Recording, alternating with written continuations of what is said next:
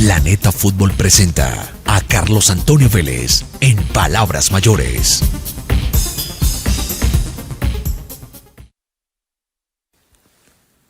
No crean, no hay unanimidad hacia nadie. No existe. No existe. Ni el Papa, para hablar pues de la máxima autoridad terrenal en materia religiosa. Y mucha gente es atea y no cree en Dios. Y en materia futbolística, nadie concita la opinión positiva unánime. Imposible.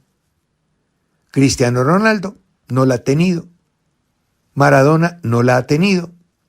Cruyff no la ha tenido. Di Stéfano no la ha tenido. Ninguno de los grandes, de las leyendas, de aquellos que inscribieron su nombre y apellido en las páginas de la historia, ninguno ha tenido unanimidad. Hay detractores, hay gente que no gusta de ellos, que futbolísticamente no les convence. En fin, hay de todo en la parroquia. Pero a mí realmente sí me sorprendió lo de Messi en Argentina.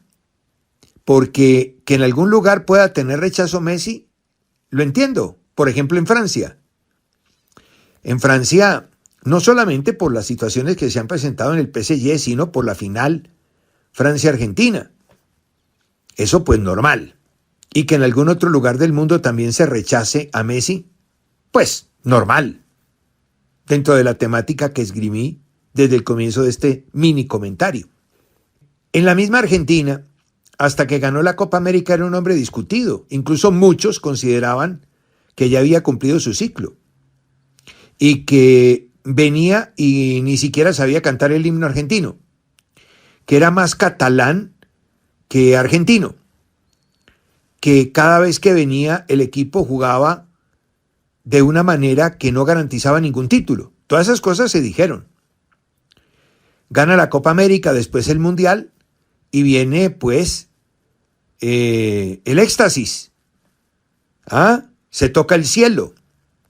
Y se llegó casi que a considerar que el fútbol le debía algo a Messi. Muy grande, ¿sí? Como Pelé, como Maradona, como muchos otros. Pero lo que nunca esperé es que, siendo incluso invitado a una despedida como la de Román, el público de Boca determinara que el homenajeado era para ellos mucho más que Messi, el dios para la mayoría de los argentinos. O sea que, correcto, antes de las victorias, rechazo absolutamente comprensible. Pero después de las victorias, Copa América y Mundial, se creía que iba a haber incluso cierta condescendencia con parciales tan radicales como los de Boca. Y que además, siendo invitado a esa despedida y rompiendo sus vacaciones, interrumpiendo su descanso para ir a acompañar a Riquelme a la Bombonera, iba a tener una consideración distinta. Pero este grito, este cántico que ustedes van a escuchar, no, le dijo a Messi quién era el ídolo ahí, con todo y que Messi entiende que después de él no hay razón de ser. Él lo entiende, lo acepta, lo disfruta, pero fíjense ustedes, tiene en la misma Argentina y en este escenario tan particular alguien que lo supera.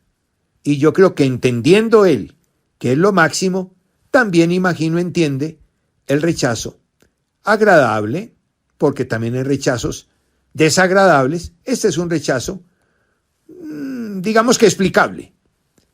El grito fue contundente y claro. El cántico retumbó y retumba por el mundo. Este audio lo tomé de la televisión española. Messi, Messi, Messi, Messi, me tiene que perdonar, que la boca es más grande de Roma. Messi, Messi, Messi, Messi, me tiene que perdonar, que la boca es más grande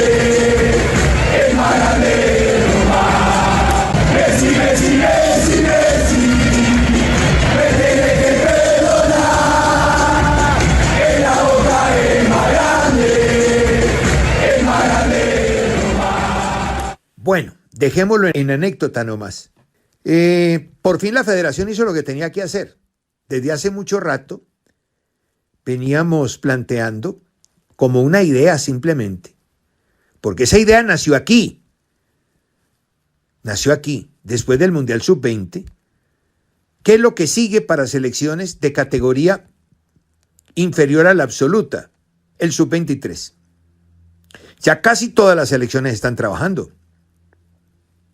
O sea que, de entrada, la decisión de entregarle la dirección técnica a un profesional es tardía. A ver, organicemos las cosas. El evento está programado desde hace rato. Se sabe que es en enero en Venezuela, que clasificará para los Juegos Olímpicos, que solamente hay 2 casillas según entiendo.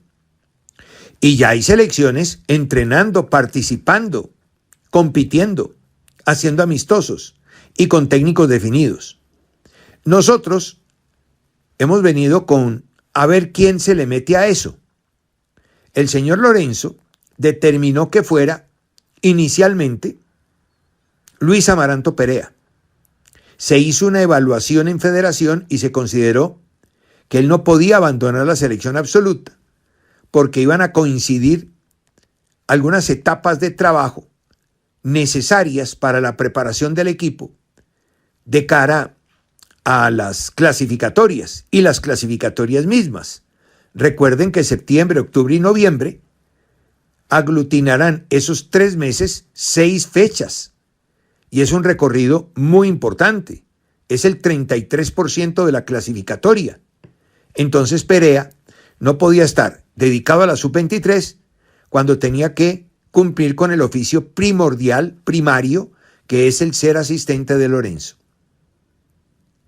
Total, la primera solicitud de Lorenzo abortó. Entonces el mismo Lorenzo propuso a Carlos El Pizzi Restrepo. El Pizzi Restrepo venía siendo técnico de primera. Estaba trabajando en Córdoba.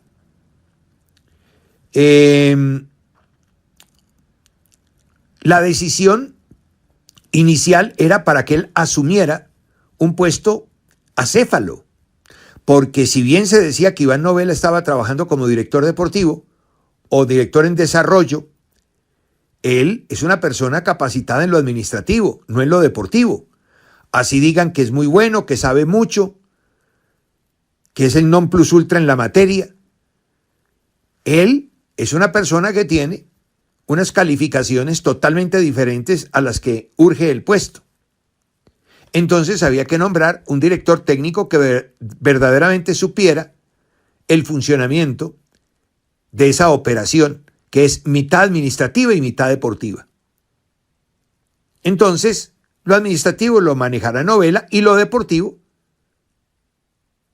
directamente el mencionado Pizzi Restrepo. Y de paso le dijeron, como Perea no puede, entonces asuma usted la sub-23. A mí me parecía, y lo dije aquí y me ratifico hoy, que no era la persona correcta.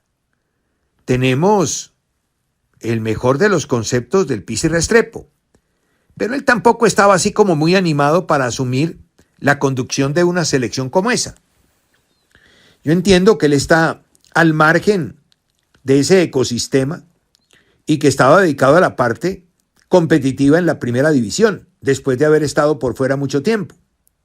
Entonces, de pronto no era el hombre para mapear una selección y una categoría, ¿no? Pero bueno, eso se mantuvo, porque era el deseo de Lorenzo. Después de lo que pasó con la 20, aquí en Bogotá, y posteriormente en el Mundial, pues hombre, lo lógico, y no se necesitaba pues saber mucho del tema, era apenas sentido común, darle continuidad a esa selección sub-23.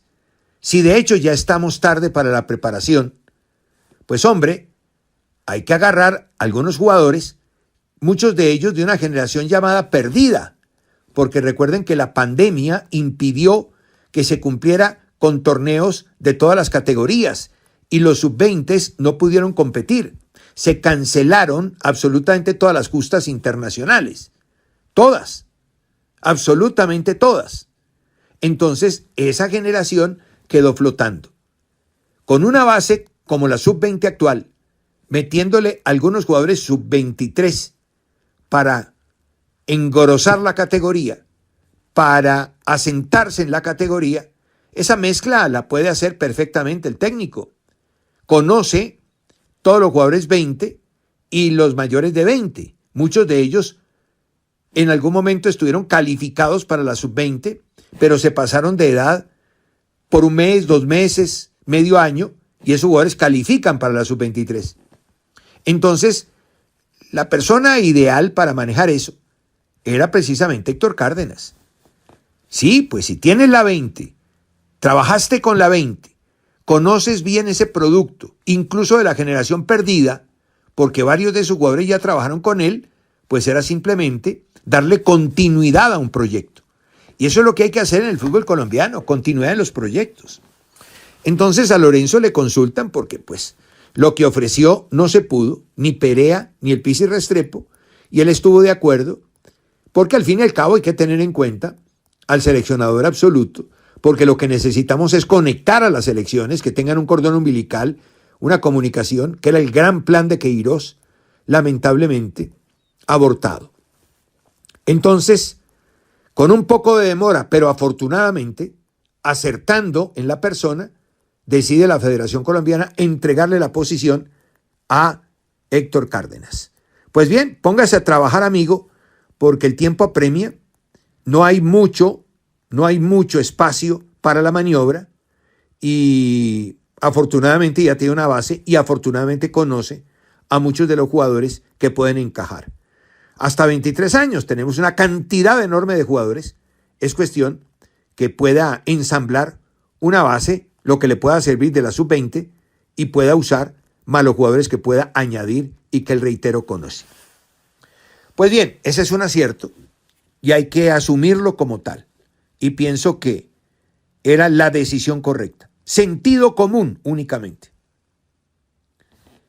Lo de Nacional es una pena. A ver, sé perfectamente y lo sabemos todos que se utilizó un equipo muleto. Sabemos muy bien que en 10 minutos, 20 minutos, Olimpia liquidó a Melgar. Iba ganando 3-0 tempranito, cuando apenas comenzaba el partido en Medellín. Total, no se jugaba por algo importante, porque realmente esa dupleta de partidos con Olimpia y Nacional clasificados solamente apuntaba a una disputa por el primer lugar. Pero ¿qué disputa iba a haber si Olimpia se ponía 3-0?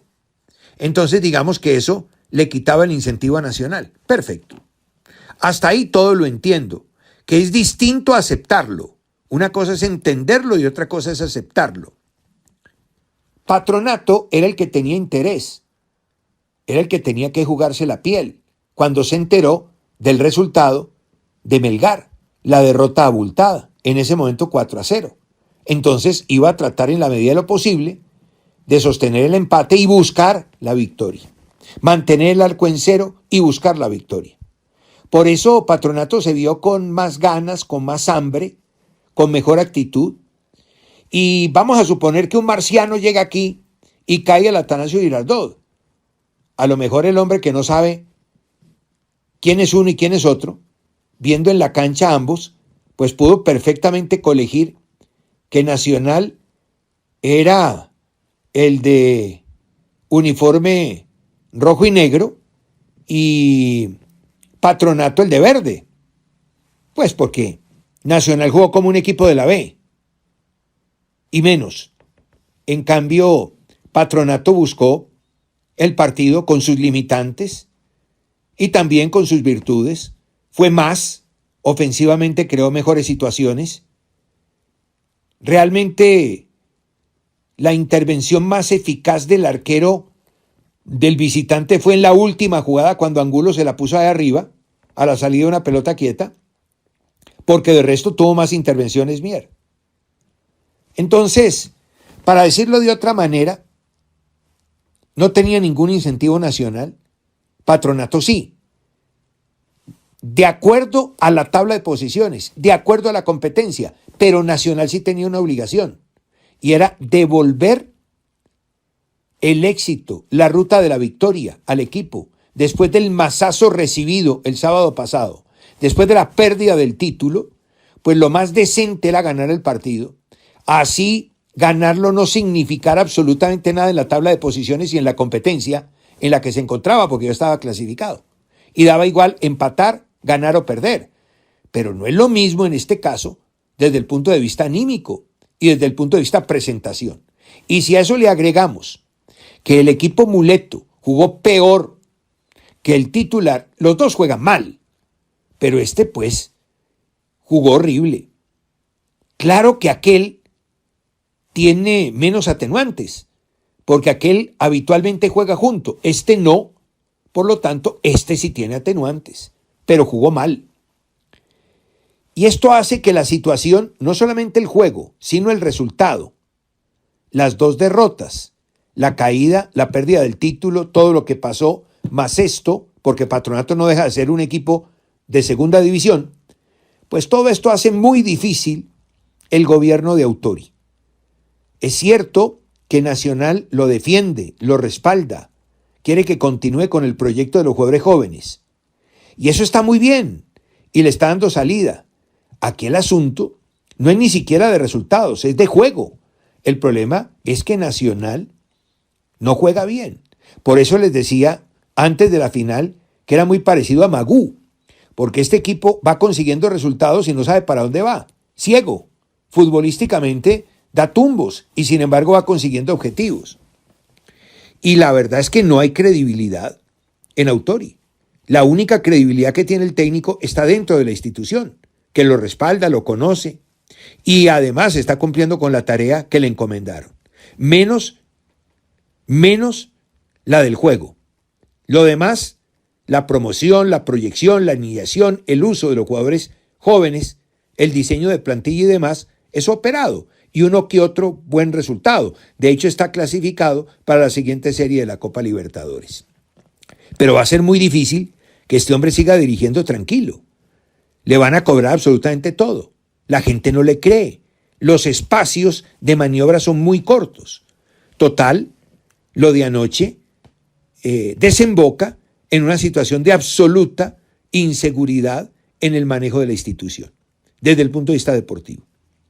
No podía perder Nacional, no podía perder para poder dar la tranquilidad necesaria para continuar con la gobernabilidad, utilizando un término de moda. Hay muchas cosas que reparar. Ayer en la mañana hablé del tema de los analistas de rendimiento, de las ABP ofensivas y las ABP defensivas. Y mire que los últimos 2 goles que le han hecho a Nacional han partido de lanzamientos desde tiro de esquina. El de Millonarios, después de una sucesión de rebotes, segunda, tercera jugada, y esta, a la salida del tiro de esquina, un cabezazo al primer palo. Entonces, mire, o hay información equivocada, o no hay buena información, o incompleta, o información completa, pero el técnico no la atiende para los trabajos respectivos en la corrección de los errores. Aquí algo pasa. O los analistas de rendimiento no sirven, o sirven, entregan el resultado de su trabajo y el técnico no le da pelota y no hace lo que tiene que hacer. Y cualquiera de los 2 escenarios o 3 escenarios o 4 escenarios, porque aquí hay varias aristas y variantes, es perjudicial para el club.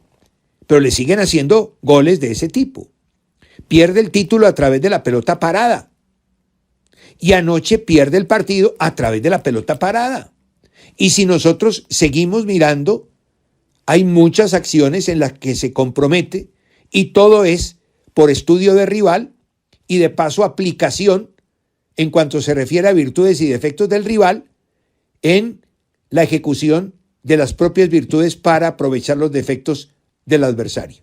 Todo eso parte por el análisis de rendimiento y la atención del director técnico a ese scouting, a ese estudio, a ese análisis.